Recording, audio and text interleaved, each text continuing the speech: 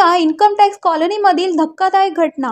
एकीकडे लग्नाची गोड स्वप्न पाहिली जात असताना एका इन्कम टॅक्स अधिकाऱ्याने गळफास घेऊन आत्महत्या केल्याची धक्कादायक घटना नाशिक शहरातील सिडकोच्या उत्तम नगर भागातील इन्कम टॅक्स कॉलनीत घडली।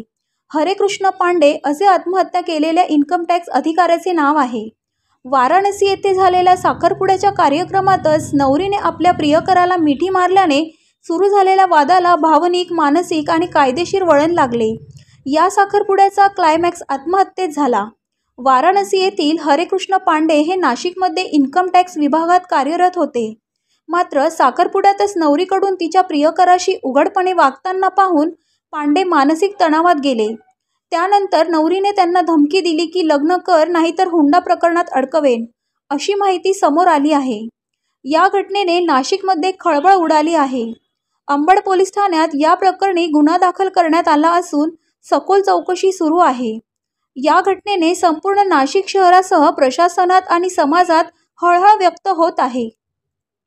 हरेकृष्ण पांडे हे इन्कम टॅक्स ऑफिसर होते। ते इन्कम टॅक्स कॉलनीमध्ये राहत होते।